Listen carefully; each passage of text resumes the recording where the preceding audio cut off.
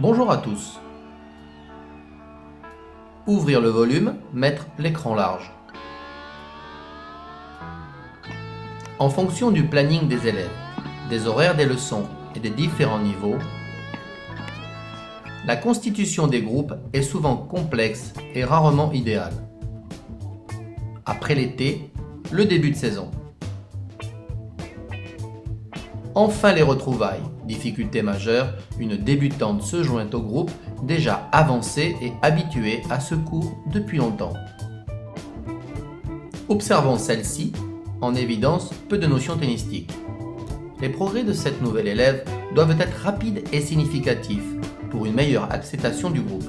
Cependant, le cours ne peut se transformer en une leçon individuelle. Il faut garder une bonne animation, maintenir un rythme avec le reste du groupe. Servons-nous du temps de révision pour perfectionner les uns et former en accélérer les autres.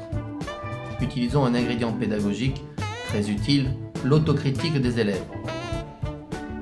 Avec la prise de conscience des erreurs, manque d'application gestuelle, perte d'équilibre, blocage corporel divers, épaules, chevilles, bassin.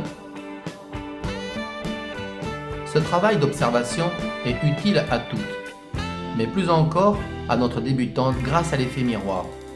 L'absence d'un élève au collectif suivant de 20 heures lui permet d'enchaîner 30 minutes de plus pour consolider son intégration. Rappel de son niveau. À 19 heures, avant sa formation.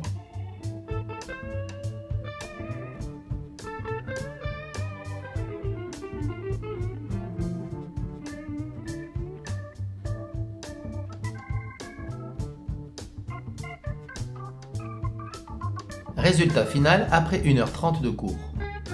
Filmé à 20h30.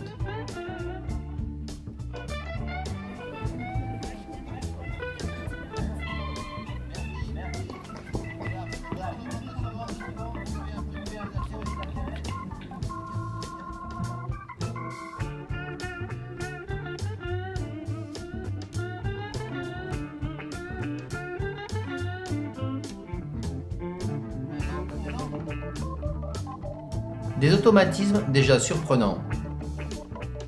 Prise, déplacement, geste complet.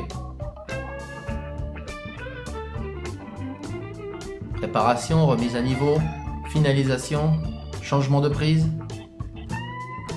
Cette configuration de cours reste un exercice pédagogique complexe pour l'entraîneur, mais aussi une prouesse de confiance et de concentration de la part de l'élève.